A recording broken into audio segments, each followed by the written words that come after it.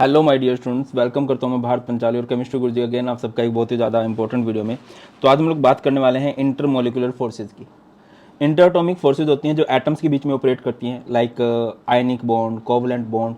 वो एटम्स को जोड़ते हैं by sharing of electron, by transferring of electrons. But molecules होते हैं, मॉलिक्यूल्स के बीच में भी देखा गया है कि हाँ यार, कुछ स्टेबिलिटी होती है।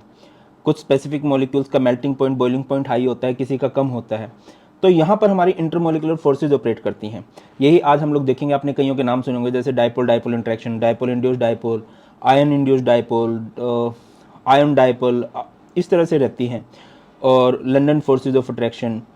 तो ये सब हम बहुत अच्छे से देखने वाले हैं, क्या होती हैं ये फोर्सेज, किस तरह से ऑपरेट करती है, कौन कौन से फैक्टर्स हैं जो इनको अफेक्ट करते हैं। और हाँ, इंपॉर्टेंट है, कई सारे क्वेश्चन यहाँ से बनते हैं।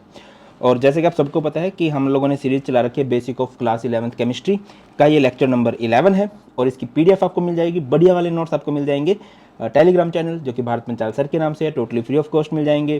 और आपकी केमिस्ट्री से रिलेटेड कुछ भी डाउट हैं तो आप मुझे पर्सनली डीएम कर सकते हैं। भारत पंचाल 92 मेरा इंस्टाग्राम हैंडल है कि हाँ सर, हम यहाँ पर प्रॉब्लम फेस कर रहे हैं। So without wasting time start करते हैं इंटरमोलिकुलर फोर्सेज। देखिए क्या होती है intermolecular forces. The forces which exist between the molecules. मैं आपको समझाता हूँ। जैसे कि ए बी है, ए और बी दो अलग अलग एटम हैं, इनके बीच में जो फोर्स होगी उसे बोलते हैं इंटर एटॉमिक फोर्स। क्या बोलते हैं? Inter atomic force. अब ए बी नाम का एक मॉलिक्यूल है, ए बी नाम का एक दूसरा मॉलिक्यूल है, इनके बीच में जो फोर्स ऑपरेट करेगी that force is known as intermolecular force. ठीक है, क्लियर हुआ? जो मॉलिक्यूल्स के बीच में ऑपरेट करती है। जैसे हस्बैंड वाइफ है ना, ये एटम्स हैं। अब इनकी जो फैमिलीज हैं ये मॉलिक्यूल्स हैं। अब ये इनकी शादी हो जाती है, इनके बीच में प्रॉपर बॉन्ड बन जाता है। बॉन्ड तो उनके बीच में भी बनता है ना, फैमिलीज के बीच में। ये कुछ इस तरह से है कि हम बड़े ग्रुप के बीच में किस तरह से फोर्सेज ऑपरेट कर रही हैं। तो यहां पर सबसे पहले हम लोग बात करते हैं, हमारे पास आती है dipole dipole interaction. Dipole word किसके लिए यूज किया जाता है? ऐसे मॉलिक्यूल जहां पर दो पोलराइज हो जाते हैं। फॉर एग्जांपल HCl है, मैंने बताया था आपको HCl एक पोलर सब्सटेंस है। इसमें H पे हल्का सा पॉजिटिव चार्ज आ जाएगा, Cl पे हल्का सा नेगेटिव। एक और हमारे पास HCl है, इसमें H पे हल्का सा पॉजिटिव चार्ज आ जाएगा, Cl पे हल्का सा नेगेटिव चार्ज आ जाएगा। ठीक है, ये आपस में जुड़े हुए हैं, ये जुड़े हुए हैं। अब ये जो मॉलिक्यूल हैं इधर, इनके बीच में हल्की फुल्की अट्रैक्शन होगी अपोजिटली चार्ज्ड एंड के बीच में। इसे बोलते हैं डाइपोल डाइपोल। एक सब्सटेंस पोलर है, दूसरा पोलर है, दोनों के अंदर डाइपोल थे, दो दो पोल थे, तो दोनों के बीच में जो अट्रैक्शन होगी उसे हम लोग बोलेंगे डाइपोल डाइपोल इंट्रैक्शन। क्या लिखा गया है? The forces exist between polar molecule. Positive end of one molecule attract the negative end of other molecule. आगे मूव करते हैं। नेक्स्ट है डाइपोल इंड्यूस्ड डाइपोल। इंड्यूस्ड मतलब होता है पैदा करना, कि एक हमारे पास डाइपोल था, इंड्यूस्ड का मतलब पैदा किया है एक और डाइपोल को। जैसे मैं आपको एक एग्जांपल देता हूं कि अगर मैग्नेट को और आयरन को पास पास रख दें तो आयरन में भी थोड़ा सा मैग्नेटिक कैरेक्टर आ जाता है। एक कहावत होती है, शायद आप लोगों ने सुनी हो, कि चंदन के पेड़ के पास अगर नीम के पेड़ भी होंगे तो उनके अंदर भी थोड़ी सी खुशबू डेवलप हो जाती है चंदन वाली। चंदन सैंडल बोलते हैं शायद उसको, है ना, ऐसा कुछ। या मैं गलत बोल रहा हूं तो मुझे बता देना। क्या होता है? The forces of attraction operates between polar and a non polar molecule. एक हमारे पास पोलर होगा और दूसरा हमारे पास नॉन पोलर मॉलिक्यूल होगा। ठीक है, the polar molecule induced dipole on non polar molecule. जैसे कि मान के चलो हमारे पास एक ए बी सब्सटेंस है। ठीक है, ये हमारे पास क्या है? पोलर है।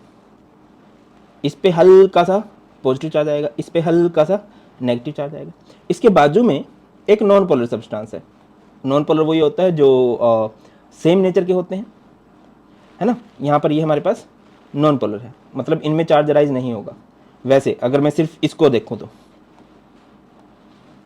बट इसके पड़ोस में रह रह के इस पे भी चार्ज राइज हो जाएगा, है ना। इसके इस एंड पे पॉजिटिव चार्ज होगा, इसके दूसरे वाले एंड पे नेगेटिव चार्ज होगा। इस तरफ दोबारा से एक पोलर मॉलिक्यूल आ जाएगा, ए बी। ए पे हल्का सा पॉजिटिव, बी पे हल्का सा नेगेटिव। ये जो साइन होता है, this sign is known as del. ठीक है, यहाँ पर हमारे पास क्या आएगा बेटा? एक नॉन पोलर। तो ये हमारे पास पोलर था, ये हमारे पास नॉन पोलर था। इस पोलर ने क्या किया? नॉन पोलर पे डाइपोल इंड्यूस करवा दिए हैं, डाइपोल पैदा कर दिए हैं। ठीक है बेटा जी, ध्यान दीजिए। ये पोलर सब्सटेंस है, ये एक और पोलर सब्सटेंस है, ये हमारे पास नॉन पोलर सब्सटेंस है। आगे मूव करते हैं। नेक्स्ट है आयन डाइपोल इंटरेक्शन। क्या होता है ion dipole interaction? It is the interaction operates between cation and anion with polar molecule. Ion dipole में क्या होगा कि एक सब्सटेंस आयनिक होगा और एक सब्सटेंस पे क्या होगा, डाइपोल होगा, पोलर होगा। आयन और डाइपोल में डिफरेंस होता है। आयन जिसपे प्रॉपर पॉजिटिव नेगेटिव चार्ज होता है, डाइपोल या पोलर सब्सटेंस जिसपे कहा जाता है जिसपे हल्का सा पॉजिटिव हल्का सा नेगेटिव चार्ज हो, जैसे कि NaCl और HCl है। NaCl में Na पर प्रॉपर पॉजिटिव चार्ज है, Cl पर प्रॉपर नेगेटिव चार्ज है। HCl में H पे हल्का सा पॉजिटिव चार्ज होगा, Cl पर हल्का सा नेगेटिव, डेल, है ना। तो क्या होगा बेटा जी, अब इनके अपोजिट एंड एक दूसरे की तरफ अट्रैक्शन फेंकने वाले हैं। ये है हमारे पास NaCl जो कि क्या है, एक आयन है। ये है हमारे पास HCl जो कि हमारे पास क्या है, एक डाइपोल है। और इनके बीच में जो अट्रैक्शन रहेगी that attraction is known as ion dipole interaction. इसके बाद है हमारे पास ion induced dipole interaction. Ion induced मतलब आयन ने पैदा किया है एक डाइपोल, आयनिक सब्सटेंस है, जैसे कि हमारे पास NaCl है जिसपे प्रॉपर पॉजिटिव नेगेटिव चार्ज होगा, ठीक है। और यहाँ पर हमारे पास क्या है, Cl2 है।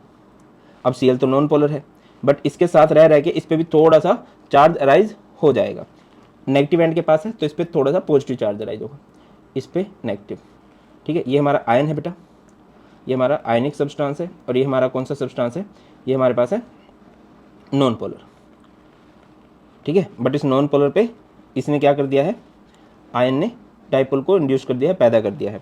इनके बीच में जो अट्रैक्शन होगी that attraction is known as ion induced dipole. Clear है बात कि नहीं? एक था डाइपोल इंड्यूस्ड डाइपोल, डाइपोल के बाजू में नॉन पोलर रखा था, उस पर चार्ज अपीयर हो गया। अब है आयन इंड्यूस्ड डाइपोल, आयन के साइड में आपने नॉन पोलर रखा था, उस पर चार्ज प्रोड्यूस हो गया, पैदा हो गया।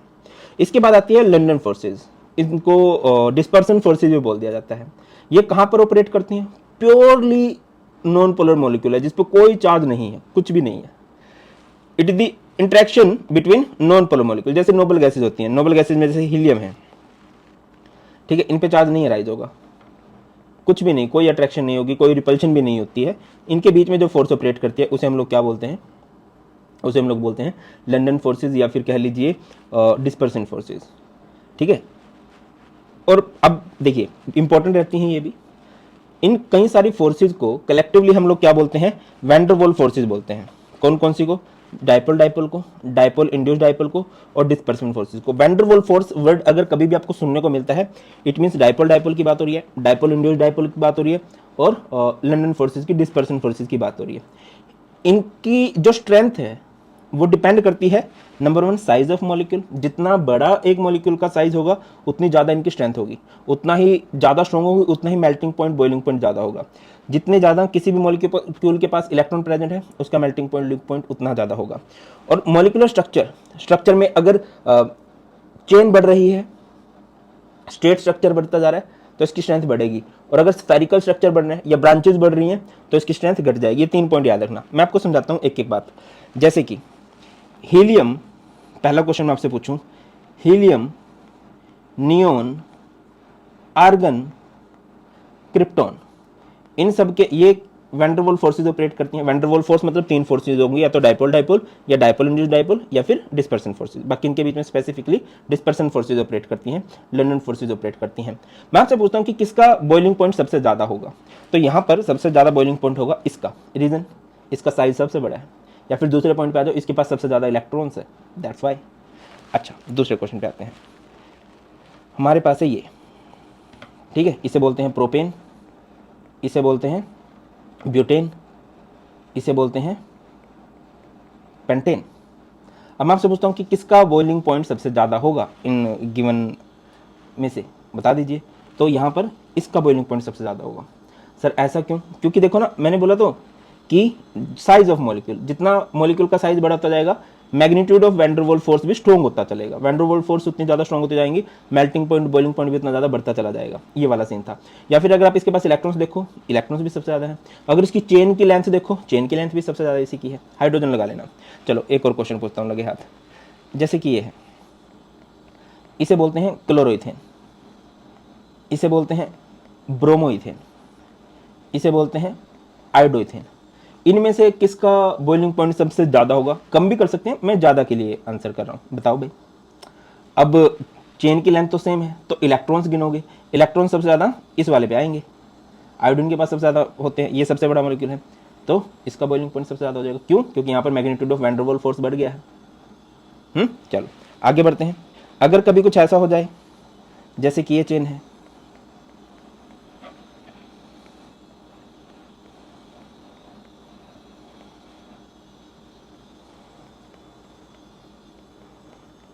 अब इसमें पूछूं कि सबसे ज्यादा बॉइलिंग पॉइंट किसका होगा। देखिए, अगर चेन की लेंथ बढ़ती है तो magnitude of van der Waals force बढ़ता है, अगर ब्रांचिंग बढ़ती है तो magnitude of van der Waals force घट जाता है। तो अगर आप इस केस में देखते हो तो इस केस में क्या है बेटा जी, यहाँ पर ब्रांचेस बड़ी हैं तो इसका बॉइलिंग पॉइंट लोवेस्ट होगा और इसका बॉइलिंग पॉइंट हाईएस्ट होगा। आप लोगों ने लिखा है, क्या लिखा है, चेन पे जितनी बड़ी चेन होगी मॉलिक्यूलर स्ट्रक्चर उतनी ही ज़्यादा magnitude of van der Waals force ज़्यादा होगा और ब्रांचिंग के इन्वर्सली प्रोपोर्शनल होता है। एक क्वेश्चन आप लोगों से पूछता हूँ, लेट्स सी कितने बच्चों को समझ में आया है।